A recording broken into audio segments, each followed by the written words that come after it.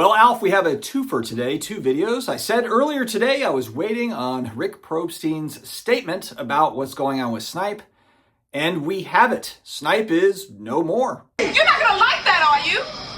Don't worry, folks. I'm a fire marshal.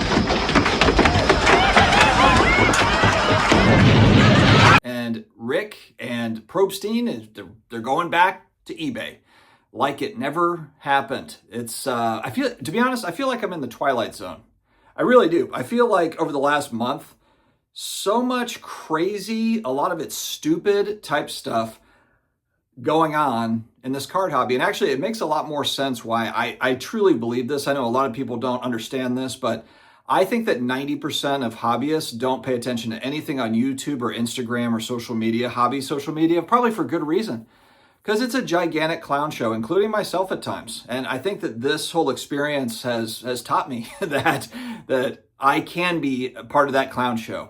I do my best to try to provide content that is entertaining and informative. And I think over time I've done that to some degree. But man, sometimes I just miss. And this one was a miss. I'm going to read the Probstein Snipe statement in a second that is public now for everybody to see. But first I want to back up a little bit, and I talked about this in my video from earlier today. Essentially what I was looking for here, I had asked Rick to be a part of my 20 Minutes With, where I've got Jeff Wilson, I've got Rob Veras, I've got Ty Wilson, Chasing Cardboard. I've got a bunch of guys that come on that are industry folks that I think are interesting to catch up with every 30 to 45 days that can give us insights into what's going on in their business, what are they seeing in the hobby, because they're on the inside, Rick being a part of that. Well, I was also thinking, hey, you know what? Rick, he's got Snipe. We can mix this into kind of what we're doing here, and he can talk about this new platform. We've got something to talk about. And I will say there was features of Snipe that I thought would be really good. I was like, oh man, this actually sounds pretty interesting. And it'd be one thing if the site failed because there wasn't enough exposure, not enough eyeballs on it. There was too much competition between eBay and Fanatics Collect and just all the stuff going on. I never thought that the reason why this would never really get off the runway is just the website itself. That's the part that completely baffles me. That's the part of the Twilight Zone I feel like I'm in. I was just naive, I think, to just assume like, yeah, the website is all good. I'm not going to sit here and pretend like I understand all the development work on the back end and everything and all that goes into it. I just assumed that it was ready to go, and that was my mistake. And apologies to my viewers for the way that this ended. This is not at all how I thought that it was going to go. Like I said, if it was going to fail, I thought for sure that it was going to fail a different way. And I want to clarify too, because there's been some false statements out there. I did not receive any sort of sponsorship money from Probstein or Snipe. I was a part of the affiliate program that really anybody can join, but obviously the affiliate program never got off the ground. So I never received a dime from Rick. We had conversations. Of course, we talked about Snipe. I thought it would be cool to kind of talk about, hey, this guy is building this platform. He's well known in the industry. He doesn't really get on YouTube or IG really that much to where people are seeing him face to face. So I was like, this could actually be some pretty good content. Well, I missed it. I missed the mark on this one. So here's the official statement that I saw come through. Probstein Auctions confirms our return to eBay. As part of this transition, we will be winding down operations of Snipe indefinitely, with every transaction on the platform canceled and all associated funds to be returned to buyers. That was something I did get a few comments going back over the last week. Hey, I haven't gotten money back on items that I won. This states that everybody will get their money back. Everything will be refunded. The shutdown of Snipe is being executed through a careful process that places user safety and digital security at the forefront. We are following a methodical wind-down plan designed to ensure stability and clarity at every step. Well, one piece of the clarity, of course, that we have to have sorted out here, I think fairly soon, are the allegations that there is a data breach. There's forums and there's Reddit posts and stuff that have screenshots of data flying around. My Pokemon content creator buddies, Dan over there at Ketchum Collectibles, he put out a video today that stated that when he spoke with Probstein, that he said that there was a data breach. So that's what Dan said. But anyways, I had a call with Rick.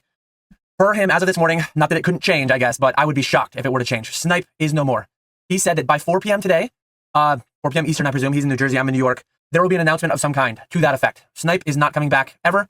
And he said he wasn't sure if he was going to do it through his Instagram and or someone like, Jeff Wilson, the big, what's his channel called? Whatever his channel's called. He might do it through some big influencer, basically, or he might do it right on his thing, but snipe.com will be, no more. That's not coming back. So I said, I have $30,000 to $50,000 worth of stuff with him. What's going to happen with that? He said one of two things. First thing he said, it's going to be sold on eBay, which that's an interesting conversation. Maybe we'll talk about it more at the end of the video, but he might just go back to eBay. Another thing that was confirmed, this is objective statement of fact. Data was breached. Data was leaked. Dan doesn't have any reason to exaggerate it, and Dan also has somewhere between $30,000 and $50,000 of product, he said, with Snipe/Probstein auctions. Still trying to sort that out. I had actually reached out to Dan on Sunday to try to figure out, like, hey, have you heard anything? What's going on here? He said he had not heard anything yet. And then today he said that he talked to Rick this morning, and that's when he got this information. So the whole winding down the thing, was there a data breach? Was there not a data breach? That's kind of one part of it. The statement finishes out, thank you to everyone who has supported us through this transition, whether through Snipe or our long-standing presence in the hobby. We are excited for what's ahead. Our return will take effect on November 24th, 2025 at 4 p.m. Eastern, so it's a very quick turnaround time back on eBay.